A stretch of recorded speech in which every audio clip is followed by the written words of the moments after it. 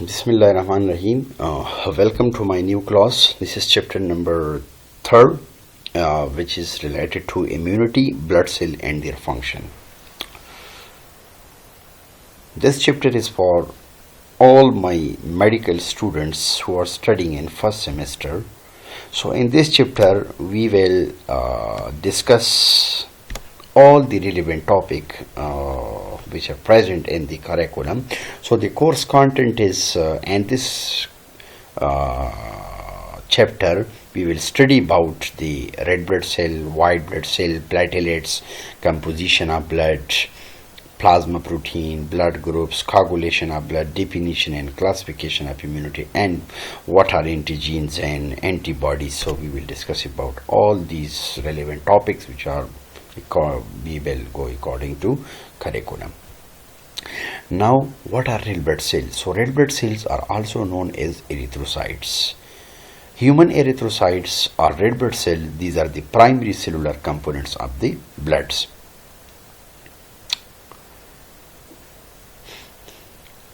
As we know that the red blood cell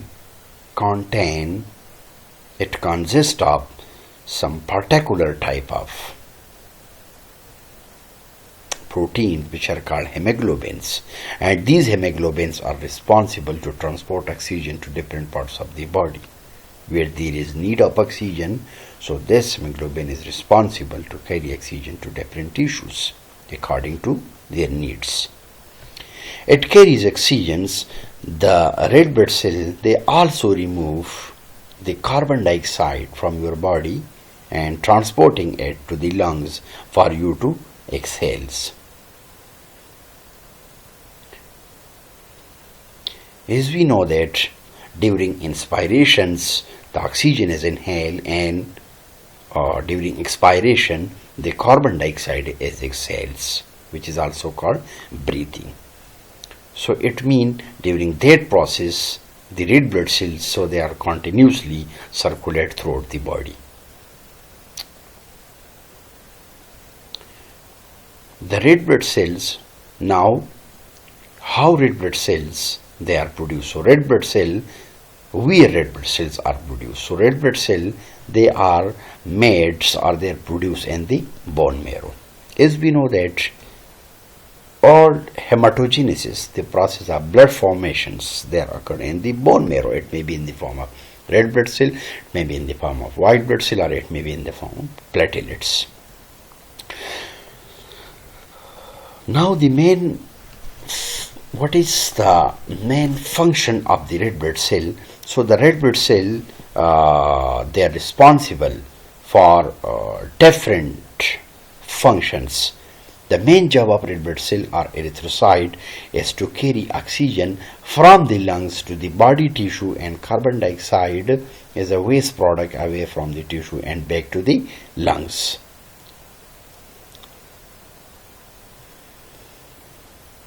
Hemoglobin is an important protein in the red blood cell that carries oxygen from the lungs to all parts of the body. So as we know that this point is also clear, that we know that hemoglobin, this is an important pigment. So hemo means blood and globin mean proteins.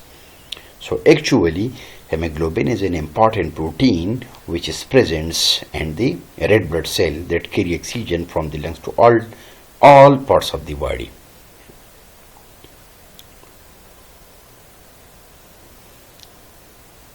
Especially whenever we are going to find out the blood type of the person, so we can say that on the surface of and every individual, on the surface of red blood cell, there are specific antigens present. Through these antigen and antibodies, so we can easily determine that this blood, for example, if a person's blood group is A, so we can say that on the surface of the blood group of that person there are particular antigens and antibodies. So it will be discussed in the next lectures. What is the shape? Now we will discuss about the morphological characteristics. You can say the shape of the red blood cells. The mature human red blood cells, they are small, round and biconcave. It appears dumbbell shape in profiles, and the cell is flexible and assume a bell shape, or it passes through extremely small blood vessels.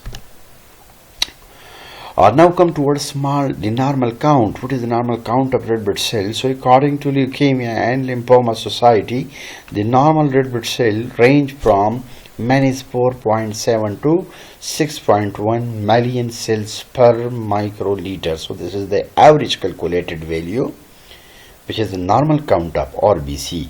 It may be vary from 4.7 to 6.1 millions, mean lakhs. So million cells per microliter. So this is the representations. These are the units.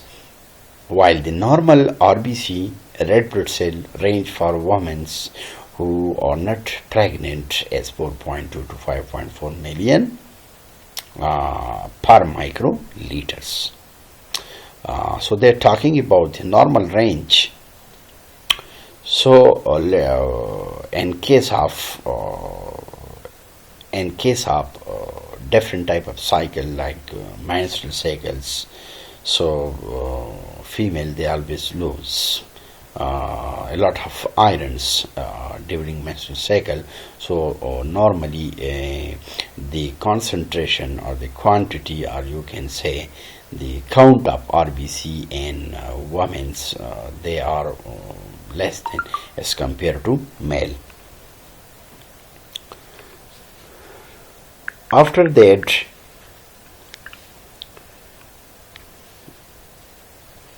the normal red blood cell range for children is 4.0 to 5.5 million cells per microliter. These are the normal counts which are present, which can vary according to the age, according to the condition of the patient.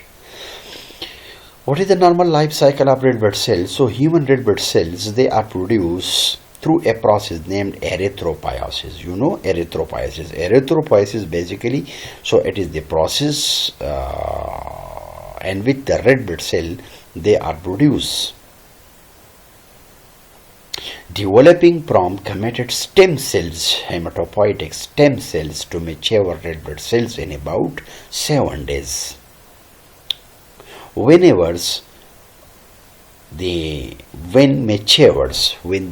RBC red blood cell became matures. When matures, we see in a healthy individual, these cells live in the blood circulation for about 100 to 120 days. It means that the normal lifespan of red blood cells is about 100 to 120 days. So another thing which I forgot, that the immature red blood cells, they are also called so these are simply when mature in healthy individuals, or you can say when matures in a healthy individual, these cells live in the blood circulation for about 100 to 120 days and 80 to 90 days in a full-term infant. While the mature red blood cells, they are called reticulocytes. Reticulocytes are immature red blood cells.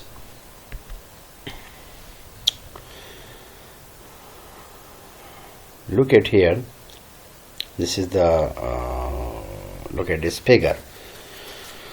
So in this figure, you can see these are blood cells. So blood cells that can be categorized into 3 categories. Red blood cells, these are called erythrocytes, as it is seen in the figure here. These are white blood cells. Look at here, these are white blood cells, and these are platelets. Platelets are called thrombocytes, and white blood cells are called leukocytes. White blood cells, these are called leukocytes, not lymphocytes. White blood cells are called leukocytes. And this is the normal shape of red blood cells. As we know that red blood cell is biconcave in shape, disc with no nucleus. There is no nucleus, but the cytoplasm, it contains hemoglobin, which we have discussed in previous class.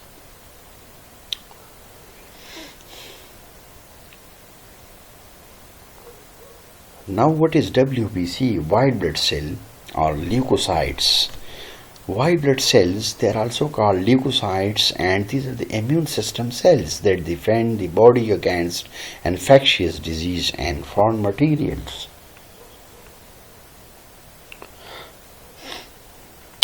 WBC, white blood cell, they are also called mobile units of the body. So it means they are continuously ensured that where will be the microorganisms and how I can capture it. So they are continuously in motion. That's why they are called mobile units of the body. These are called the police inspector. So they are always in search of pathogens, various type of toxin, microorganism, and they can show resistance against these pathogens.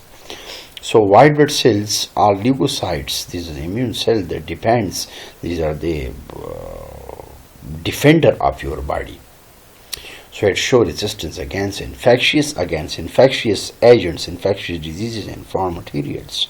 White blood cells, they are produced in the bone marrow by hematopoietic stem cells, which differentiate into either lymphoid or myeloid progenitor cells. So as we know that lymphatic systems, that lymphatic system have also the capability to protect your body against pathogens. And your immune system, they are also active against pathogens, and your white blood cell, they are also, you can say, active against, they can fight against various kinds of infections and foreign materials. White blood cell, they are also called leukocytes. White blood cell, they are also called leukocytes. And white corpuscles are cellular components of the blood that lacks hemoglobin, has a nucleus capable of motility, and a true nucleus, it is capable of motility.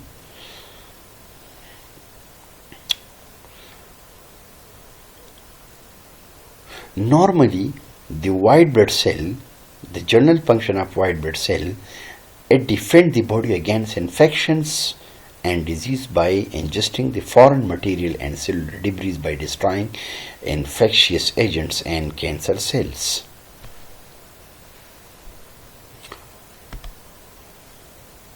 So it means that white blood cells, these are actually show a defensive mechanism against all form of injury, against all form of pathogens or foreign particles, foreign bodies.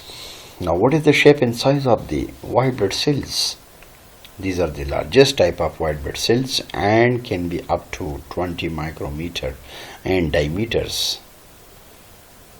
They have a large eccentrically placed nucleus, which is kidney bean shaped. I will show it in diagram.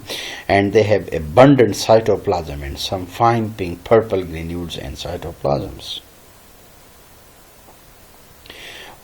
The normal span of the white blood cells, the lifespan of the white blood cells ranges from 13 to 20 days, after which the time they are destroyed in the lymphatic system. It's the same case with the white blood cell. So as we know that the red blood cell, the normal lifespan of the red blood cell is 120 days, and after 120 days the red blood cells, they become destroyed, and then they are directly stored in the spleen. And spleen, we know that spleen is the also lymphatic organ, but spleen is it also play very important role in lymphatic system. And here, when the red blood cell or the white blood cell, they are destroyed, so after that they become recirculate. So when the immature white blood cell first release from the bone marrow into the peripheral blood, so they are called bands or steps. Look at here. As we know that white blood cell is further categorized into two categories. this is, you can say, the subdivision of the white blood cell. So look at here, these are white blood cell, and white blood cell can be divided into two. This is granulocytes and these are agranulocytes. Granulocytes mean in which there is the formation of granules, and these are agranulocytes and which there is no granule formation, and which there is no granules present in the cytoplasm, while in granulocytes, so there is the formation of crystals or granules. So due to the absence of the presence of the granulocytes, so granulo. So granules mean and cytes mean cells. Granulocyte is further divided into two. One is neutrophil, the second one is eosinophil, and the third one is basophils. While agranulocyte, it is divided into two. One is lymphocytes and monocytes. Now look at here. Further, we are going to discuss about the granulocytes and agranulocytes. So these are granulocytes. Look at here. These are granulocytes and these are agranulocytes. Means, look at here. In this case, there is the formation of granules, the formation of crystal. These small and tiny particles. You can see it.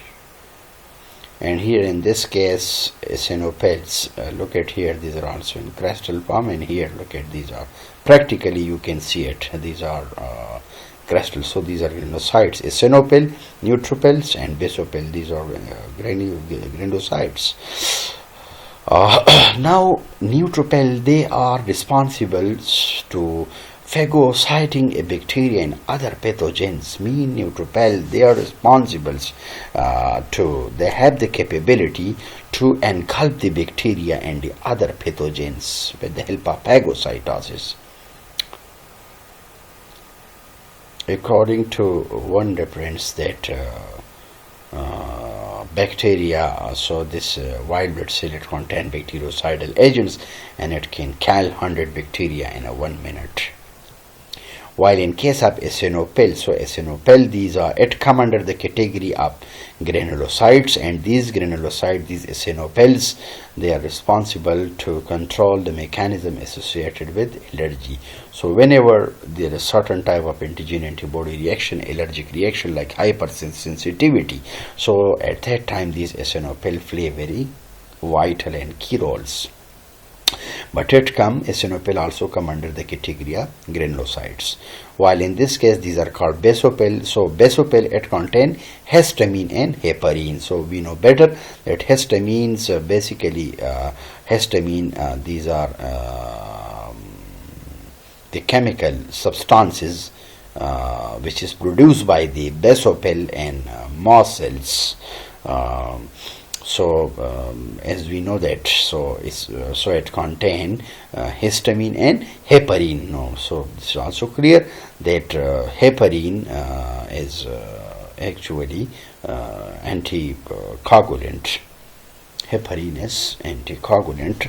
So in this case, look at here, the histamine is released from the basophil and mast cells. Here now come toward here, a granulocyte. So a granulocyte is further divided into two.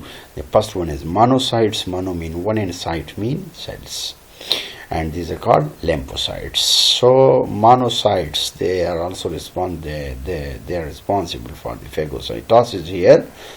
But the difference between neutrophils and monocytes is that neutrophil phagocytose bacteria and other pathogens, but there is the formation of granules. Here there is no granule formations. Here the case is different. Now lymphocytes, you know, lymphocytes. So lymphocytes, actually they are responsible for the secretion of antibodies, and we know that antibodies, these are the special protein which is produced in the body of vertebrates, and they are produced against antigens. So lymphocytes can be, there are two types of lymphocytes. One is T lymphocyte and the second one is B lymphocyte, cytotoxic T cell. And while B lymphocytes, they produce antibodies, and these antibodies are produced against antigen.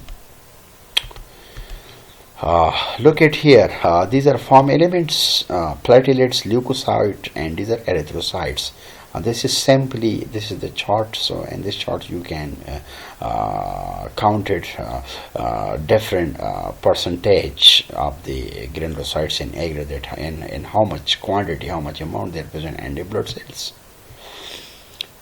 Differential white blood cell count, you can say, all total, that is 4800 to 10800 per microliter. Now here in this case granulocytes, so we know that granulocytes consist of what? Granulocyte, these are the subtypes of white blood cell, and granulocytes, it may be in the form of neutrophil, eosinophil, basophil. So granulocytes, neutrophil, they are present 50 to 70%, eosinophil 2 to 4%, and basophil 0.5 to 1%, and agranulocytes, or you can say lymphocytes, 25 to 45%, and monocyte 3 to 8%.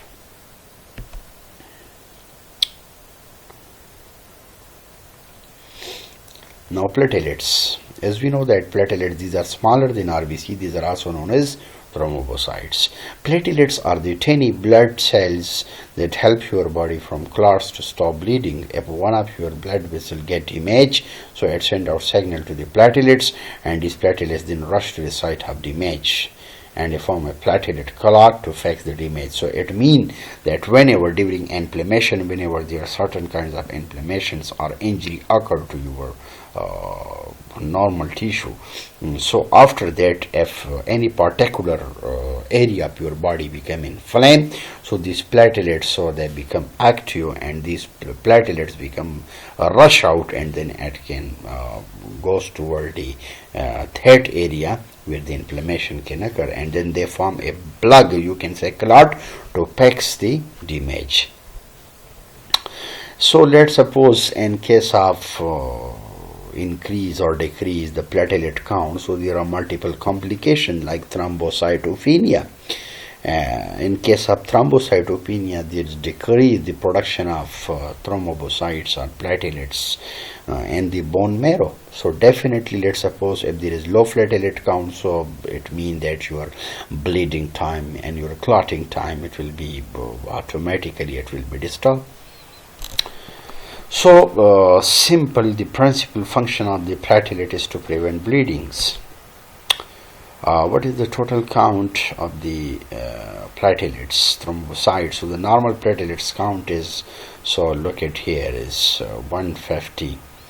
So you can say they are present, and normal count there in lakhs, 1,50,000 to 3,50,000 per microliter of the blood.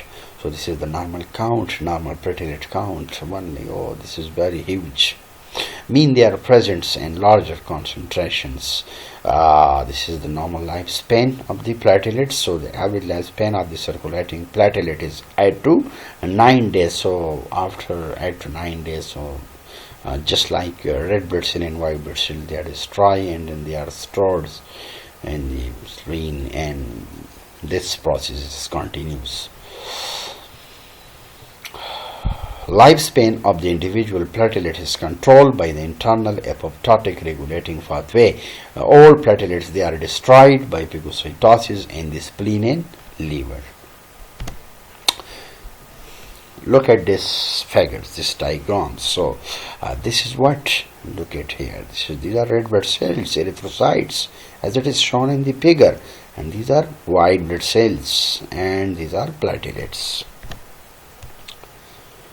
Now come to our composition of blood. As we know that this is the whole blood. It is further divided into two components. One is plasma and the second one is form elements. So plasma, it is further divided into many groups. So plasma, it also contain, you can say, amino acid, nitrogenous waste, electrolytes, nutrients, protein, gases, albumin, fibrinogen, and globulin. So there are different type of proteins which are present in the plasma. As we know that, plasma is a fluid of blood in which the cells are suspended. And here, look at, these are form elements. So formed elements, these are in the form of leukocytes and the form of platelets and the form of erythrocytes. So we have already discussed in the previous lecture.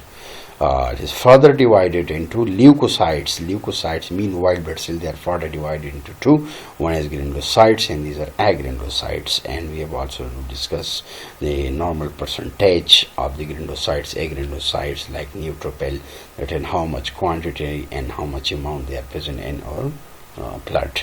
So granulocyte is further divided into, this is neutrophil, basophil and eosinophil, while the granulocytes, they are further divided into two. This is called lymphocytes and monocytes. Look at here, this is the general composition of the whole blood. Look at its layers, look at this bigger. So this is what you can say, this is RBC, red blood cells. So after centrifugations, the RBC, the erythrocytes, look at here, these are red blood cells.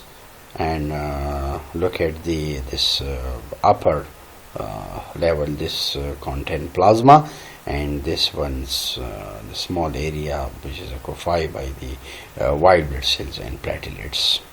So this is another diagram, and this diagram, I think this is clear. The plasma, as we know that the blood cells, one is plasma and the blood cells. So plasma, this is present almost 55% overalls. And here these are white blood cells and platelets about 4%, and the red blood cells, they are about 41%. So it means that the total concentration of the plasma, that is 55%, is the normal concentration of plasma, while the blood cells, they are present 45%, while in blood cells, the red blood cells, they are 41%, and while the remaining portion, like white blood cell and platelets, they are 4%.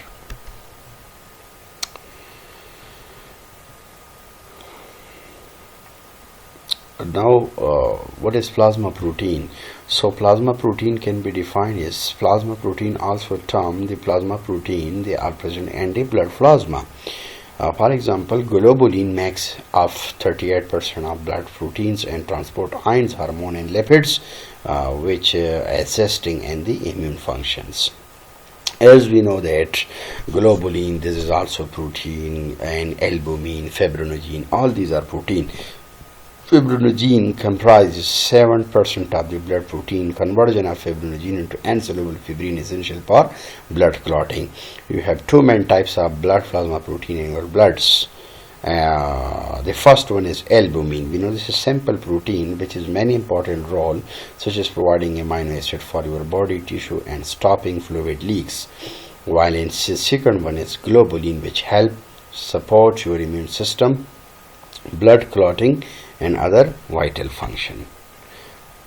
Thank you so much for watching my lecture, and inshallah I will proceed my lecture inshallah, and next lecture inshallah we will discuss about the blood groups and coagulation of blood. Thank you so much for watching my lecture.